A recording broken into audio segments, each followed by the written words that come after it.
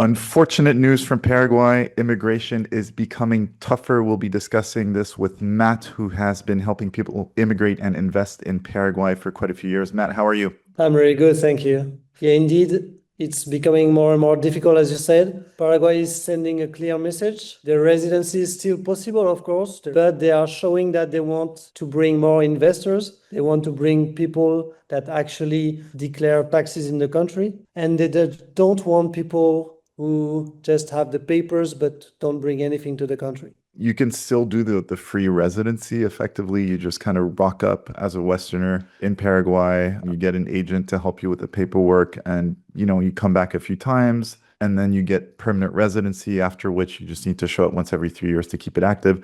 It's still possible, but now they're just increasing the requirements, right, for this one. Exactly. So before, there were actually some laws that were saying that you need to show proof of income when you apply for the permanent.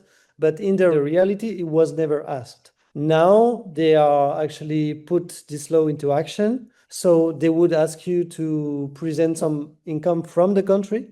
So you can actually have some properties in the country, and with the rent, you will have Paraguayan income. The other option is to have some international income and to be able to produce some invoice in Paraguay and send more little parts of this income in Paraguay. And now there's even a cap on the number of people who can get immigration appointments every day, right? Yes, that's totally crazy. At the moment, we can only accept 200 people per day for the applications.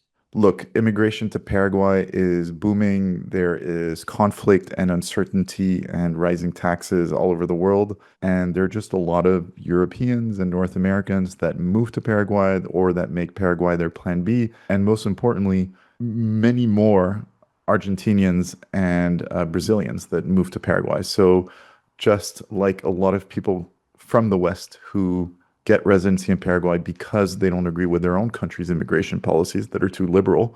Well, guess what? These things are also happening in Paraguay.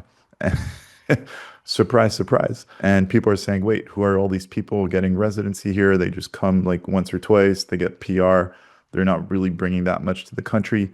So they're making it harder, just as they introduced the immediate permanent residency through real estate investment. The government is just trying to squeeze the kind of the cheap people, if I can put it this way, or people who don't want to invest, and to put pressure and say, actually, you know what? If you don't want to go through all that hassle, there's this really easy option. In 5 days, you walk away with your permanent residency.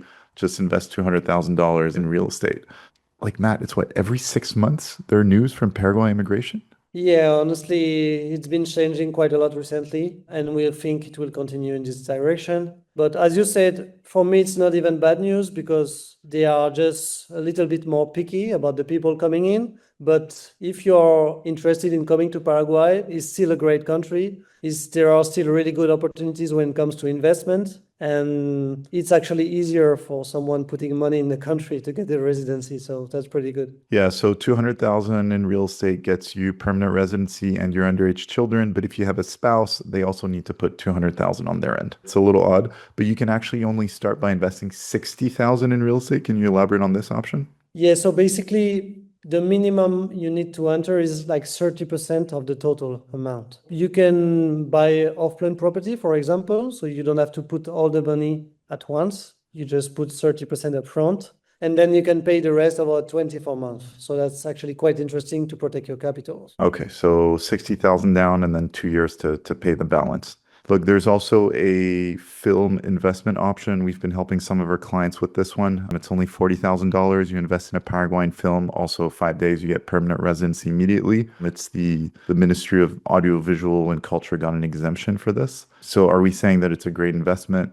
No, it's a Paraguayan film, but it just gets the job done in and out for people who don't want to deal with property or don't want to put that much capital into getting residency there. That's the reality. When an immigration program is that appealing, low tax and almost, zero tax if you structure things correctly with no taxes on foreign earned income, peaceful country, nice country to live in, food, water, energy security, the whole deal in a volatile world, and immigration was that easy, well, guess what? It's bound to change because people will go there. It's not too late to get in Paraguay at all. It's not too late at all, but it's just going to get tougher and tougher over time. I think that's the main message. And when you see another immigration program, like, oh my God, that's such a good deal.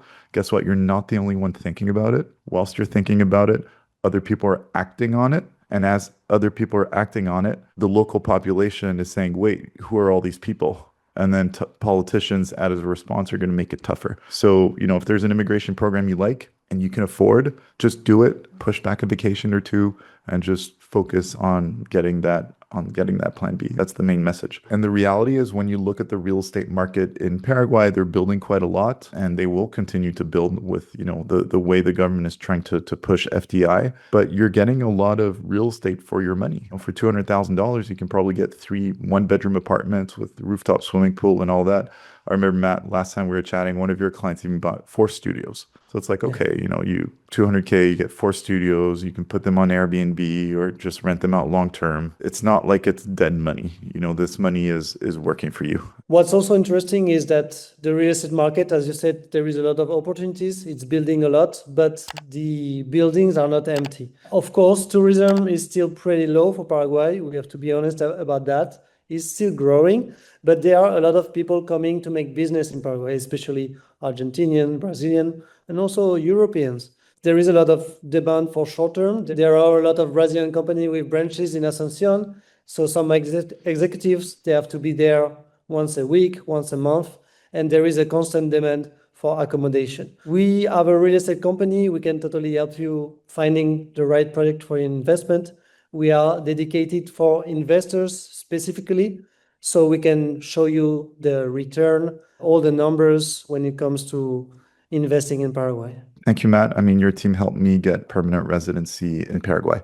So if you're interested in finding out more about how to obtain residency in Paraguay, whether the more affordable route through temporary residency or the premium route through immediate permanent residency, there's a link below with the full information, and you can get in touch with Matt and his team. And also, I wrote a whole article on the real estate market in Asuncion, the neighborhoods that are interesting, the ones you should avoid, etc. There's a link below as well. Matt, thank you very much. Thanks a lot, and see you soon. Make sure to download my free ebook, 12 Mistakes to Avoid When Investing in International Real Estate, which you can find on my website, linked below. And feel free to follow me on Instagram @TheWandering Investor. I look forward to hearing from you.